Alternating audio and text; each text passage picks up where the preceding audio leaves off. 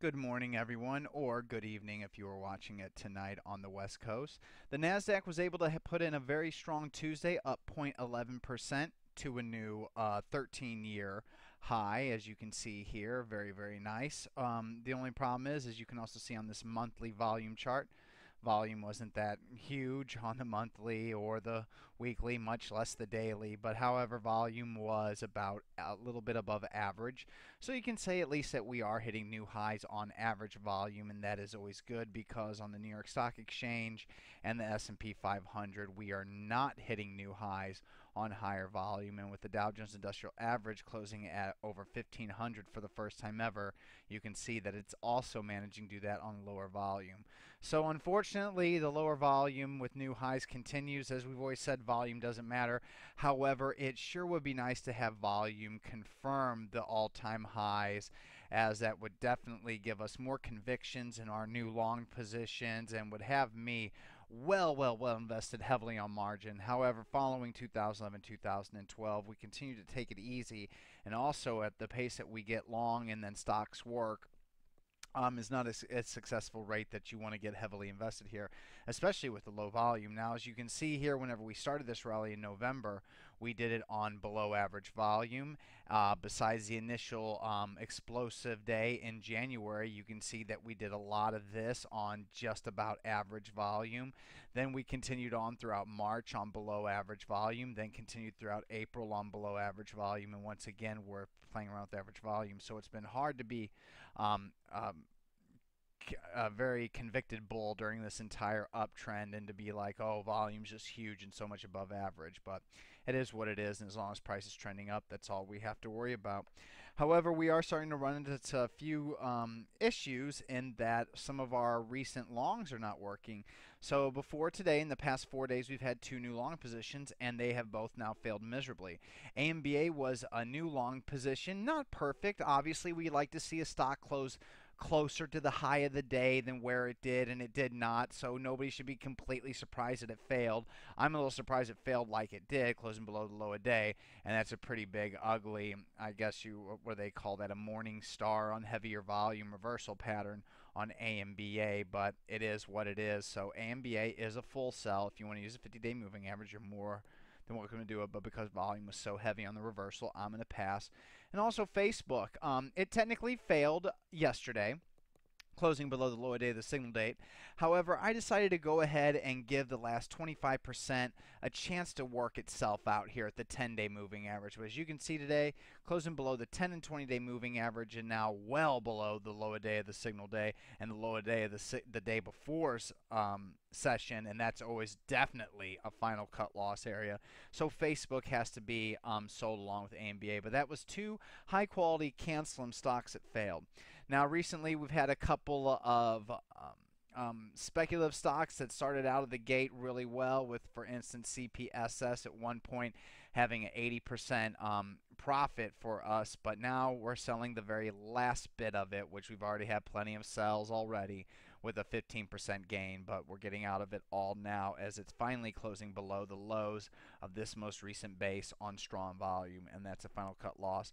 And also CYTK, we've already taken some of it off. Let's see, we first went long back here. We took some of it off here with a 6% gain, and it just never did really act good. Well, I mean, we took more off here with a 7% gain, and then we took more off here still with about a 1% gain. Now that it's closing below the 50-day moving average on heavier volume, it's time to sell the rest, and it was only put into one account, the speculative account, so it's not that big of a deal. But we've had four failures today: Facebook, AMBA, CYTK, and CPSS, and that is the most that we've had on any up session since November. So that's quite a few sells on up session. We haven't had that before, and with the two last recent failures, got to be careful. Look at some of these breakouts. FIG, Fortress Investment Group, only a $7 stock, but look at the last 3 quarters earnings and sales growth. It is huge, and look at the relative strength line, quite strong. OCN, a buyable gap, not a buyable gap up, but a gap up and close near the high of the day. So that's buyable right there. It's had two pocket pivot points lately, so that's in its favor.